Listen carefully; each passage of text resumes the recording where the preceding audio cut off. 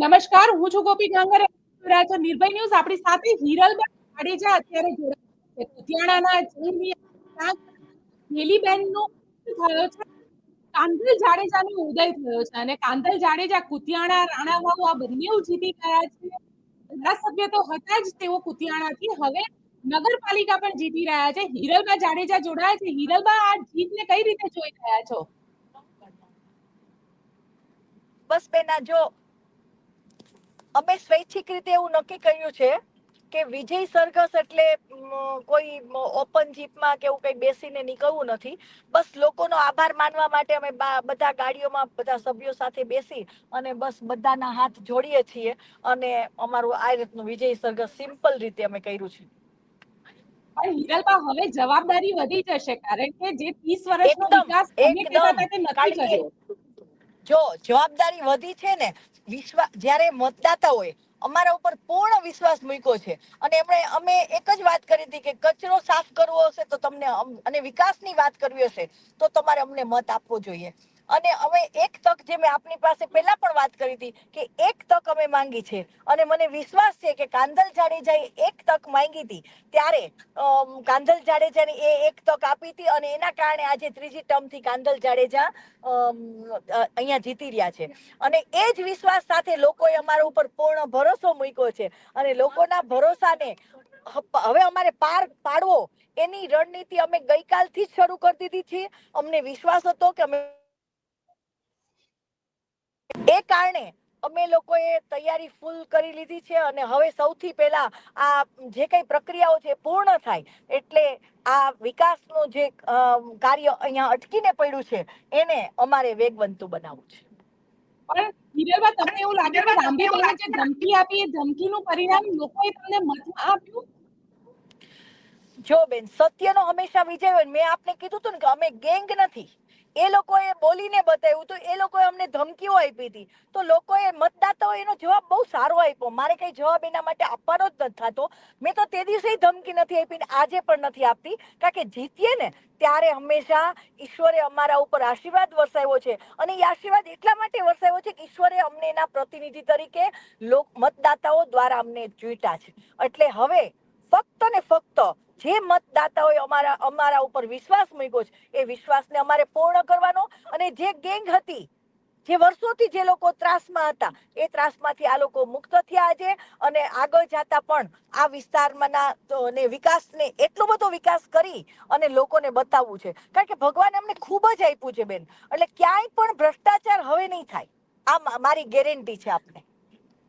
તમે કહી રહ્યા છો કે હવે ભ્રષ્ટાચાર નહીં થાય, પરંતુ હેલીબેનનો જે ભ્રષ્ટાચાર છે કે જે એમના કામ તમે લોકોએ જે આરોપ લગાવ્યો હતો એ વિકાસના વાદા ઉપર કેટલા હવે સફળ રહેશો તમે? 110% અમારી વાત ઉપર અમે સત્ય ઉતરશું. પણ સવાલ અહીંયા એ પણ થઈ રહી છે કે જે રીતે, કારણ કે કાંધલ જાડેજાની ત્યાં આગળ જીત થઈ અને ત્યાં આગળ અત્યારની પરિસ્થિતિમાં જોવા જઈએ તો ત્યાં આગળ જે રીતે અત્યારે વસ્તુ છે કે કાંધલ જાડેજાની જીત થઈ, કુતિયાણા ધારાસભ્ય છે, નગરપાલિકા જીતી ગયા છે. હવે હિરલબા સાથે ફરીથી સંપર્ક કરીશું. હિરલબા આપણી સાથે જોડાયેલા છે અત્યારે અને પ્રયત્ન પણ કરીશું હિરલબા સાથે સતત વાત કરવાનો. પણ કુતિયાણાની અંદર આપને અપડેટ આપી દઈએ કે કુતિયાણામાં અત્યારે કાંધલ જાડેજાની જીત થઈ છે. જીતની સેલિબ્રેશન જે છે તે અત્યારે ચાલી રહ્યા છે. હિરલબા જાડેજા આપણી સાથે અત્યારે જોડાયેલા છે, પ્રયત્ન કરી રહ્યા છે તેમની સાથે ફરીથી સંપર્ક કરવાનો, કારણ કે લાગે છે તેમનો મોબાઈલ આવી ગયો હશે વચ્ચે અને તેના જ કારણે તેમની સાથેનો જે સંપર્ક છે તે અત્યારે હોલ્ડ ઉપર જતો રહ્યો. અમારી સાથે જોડાયેલા રહેજો. પરંતુ આપને જણાવી દઈએ કે કુતિયાણાની અંદર અને રાણાવાવની અંદર હિરલબા ફરીથી આપણી સાથે જોડાઈ ગયા છે. હિરલબા, જે રીતે જીત મળી છે, હવે જીત બાદ ઘરમાં કેટલો જશ્નનો માહોલ છે, કારણ કે કાંદલભાઈની જવાબદારી વધી ગઈ છે આનાથી? જો બેન, હંમેશા કોઈ પણ આપણે કાર્ય કરીએ અને એમાં જયારે આપણે વિજય પ્રાપ્ત કરીએ ને એટલે એનો આનંદ તો હંમેશા હોય જ, દરેકને હોય. પણ અમારે તો અમારા જે ઉમેદવારો એ લોકો કહેતા કે નબળા છે, પણ એ નબળા ઉમેદવારો પણ બધા જીતા. એટલે એક તો સૌથી પહેલા લોકોએ કેટલો બધો મતદાતાઓએ અમારા ઉપર વિશ્વાસ મૂક્યો છે. એટલે હવે જીતના માહોલ, જીતના જશ્ન કરતા લોકોના કામ કઈ રીતે આગળ કરવા છે એની અત્યારથી રણનીતિ અમે લોકો બનાવીશું અને ક્રમશઃ એ કાર્યને આગળ વધારીશું. હિરલબા, આપણે ત્યાં ઢેલીબેનને હરાવ્યાની ખુશી છે કે ભારતીય જનતા પાર્ટીને હરાવ્યાની ખુશી વધારે છે? અમને બેન કોઈને હરાવ્યાની ખુશીનો વાત જ નથી. અમને એટલી જ ખુશી છે કે મતદાતાઓએ અમારા ઉપર જે વિશ્વાસ મૂકીને અમને વિજયી બનાવ્યા છે ને, અમને એની ખુશી છે. તમને એની ખુશી છે, પણ આગળ કારણ કે જવાબદારી કાના જાડેજાની જવાબદારી વધી જશે, કારણ કે કાના જાડેજા તો માત્ર નામ હતું, મેઇન ચહેરો તો કાંધલ જાડેજા છે. કાંધલ જાડેજા, કાના જાડેજા અને હિરલબા જાડેજા ત્રણેય ભેગા થઈ અને આ નગરપાલિકાને ચલાવવાના છે. હું પણ ભલે હું ક્યાંય ઉમેદવાર પણ નથી, કાંઈ પણ નથી, પણ જે દાખલા તરીકે કોઈ પણ બહેનો છે તો અહીંયા બહેનો માટે પણ બહુ જ મુશ્કેલી હતી, કારણ કે કોઈ પણ જાતના ગૃહ ઉદ્યોગ નથી. તો એ બધા કાર્યમાં હું પણ મારા પરિવારને મદદ તો કરીશ જ ને બેન. તમે એમને મદદ કરશો, પરંતુ ત્યાંની જે પ્રાથમિક સમસ્યા છે કે ત્યાં પાણીનો પ્રશ્ન છે, ત્યાંના આગળ ઘેડનો આખો વિસ્તાર આવે છે, તેનો પ્રશ્ન છે, તેને લઈને શું? ઘેડનો જે આખો પ્રશ્ન છે તેને લઈને હવે હિરલબા તમે કહેતા હતા પ્રશ્ન તો હંમેશા તમે કહેતા હતા કે ઘેડનો પ્રશ્ન છે એનું સોલ્યુશન નથી આવતું. રાણાવાવ નગરપાલિકા ગેટનો પ્રશ્નનો અમે સોલ્યુશન કરીએ છીએ ને. અમે ખુદ પૈસા ભરીને પણ ગેટના પ્રશ્નનો જે પાણી છે, પાણીનો જે બહુ મોટો પ્રશ્ન છે, એનો અમે નિકાલ કરીએ છીએ ને, સ્વખર્ચે કરીએ છીએ. ગેટમાં રોડ, રસ્તા, પાણી અને લાઇટ એ બધી વ્યવસ્થા તો છે જ. ફક્ત ને ફક્ત ખેતીની જે અવ્યવસ્થા છે એ અમે દરેક લોકોને પૂરી પાડી અને કરીએ છીએ કામગીરી. અમે સ્વખર્ચે પાણી અપાવીએ છીએ લોકોને. પણ જે રીતે ત્યાં આગળ તમને એવું લાગે છે કે રામભીબેને જે ધમકી આપી એના લીધે આખો માહોલ બદલાઈ ગયો ત્યાં આગળ?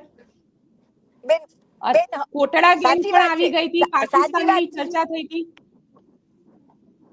સાચી વાત છે, કારણ કે ધમકી આજનો જમાનામાં બેન કોઈ ગેંગ નથી અને કોઈ ગેંગ એવું માનતી હોય એ લોકોએ પોતે સાબિત કર્યું કે અમે ગેંગ વાળા છીએ.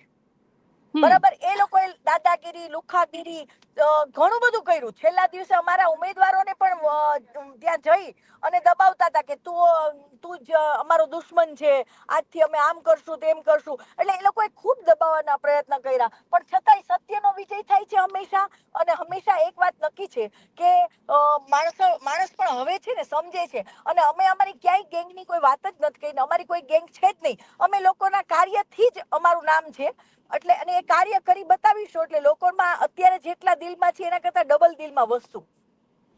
પણ હવે પછીની રણનીતિ આગળ કઈ રીતની, કે વિકાસની રાજનીતિ? કારણ કે પોરબંદર અલગ જ એક માહોલમાં હોય છે, અને પોરબંદરનો માહોલ, કારણ કે આ વખતે તો અર્જુનભાઈ પણ ભારતીય જનતા પાર્ટીમાં જતા રહ્યા હતા અને એમને પણ ખૂબ કેમ્પેનિંગ કર્યું હતું ત્યાં આગળ.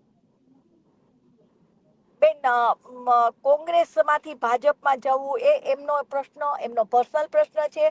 એમાં હું કઈ ન કહી શકું. બરાબર છે, એમને યોગ્ય લાગ્યું હશે.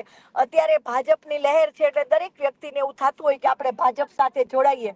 બરાબર, પણ અમને તો ક્યારે એવું નથી લાગતું. અમને એમ જ લાગે છે કે અમે જે રીતે અમારા ઘરેથી અમે સ્વતંત્ર નિર્ણયથી કામ કરીએ છીએ અને લોકોના દરેક કાર્યને અમે, કારણ કે અમારે એવું નથી કે ફક્ત સરકારશ્રીમાંથી મળતું કાર્ય અમારે કરવાના. અમે તો સરકારશ્રીમાંથી જે કોઈ વસ્તુ નથી મળતી એના માટેના જે કાર્ય છે એ પણ અમે કરીએ છીએ. પણ બેન, તમારું સોશિયલ વર્કનું કામ છે અને આ સોશિયલ વર્કના કામમાં રાજનીતિ, તમે પોતે પણ રાજનીતિમાં આવશો હવે? નાજી, ક્યારેય નહીં. મને રાજનીતિ બેના ગમતી જ નથી. અને આ તો સાચી વાત કહું કે અત્યારે આ દીકરાઓ ધરાર ન માને એટલે હું અત્યારે ગાડીમાં બેસીને એ લોકો સાથે જઈ પણ રહી છું. બાકી મારું કાર્ય પ્રચાર થાય એટલે મારું પ્રચાર પૂર્ણ થાય એની સાથે મારું કાર્ય પૂર્ણ હોય છે. ત્યાર પછી હું ક્યારેય વધારે રસ નથી લેતી હોતી. થેન્ક યુ ભાઈ. ખુશી દેખાઈ રહી છે તમારા ચહેરા ઉપર. સ્વાભાવિક છે, લોકો દોડી દોડીને મત જે લોકો આપ્યા છે અને હવે એ લોકો બધા અહીંયા મળવા મને આવી રહ્યા છે, એટલે અત્યારે મને ખરેખર એ વિશેષ આનંદ છે કે લોકોને મારી વાતમાં પૂર્ણ વિશ્વાસ આવ્યો છે. પણ મને, કારણ કે જે રીતે વિશ્વાસને મારો સવાલ તમને એ જ છે કે બોલો બોલો આપ બોલો. બોલો પેલા આપ બોલો પેલે ના પ્લીઝ ના, મારો સવાલ તમને એ છે કે રાજનીતિમાં જો તમને જનતા કહેશે તો તમે આવશો ખરા? જી ના થેન્ક યુ જી ના બેના, હું રાજનીતિની વ્યક્તિ નથી. એટલે કાનાભાઈની તો ઓફિશિયલી એન્ટ્રી થઈ ગઈ રાજનીતિમાં, એટલે હવે કાનાભાઈ જ્યાં. ધારાસભ્ય તરીકે ધારાસભાના ઇલેક્શન તરફ પણ આગળ વધશે. ના, કાના જાડેજાની વાત તો અત્યારે તો નગરપાલિકા સુધીની છે સીમિત બેના. પછી ભવિષ્યની વાત તો હવે સમય આગળનો શું કહે છે એના ઉપર આધાર છે. પણ તમારો એરિયા વધી ગયો છે હિરલબા.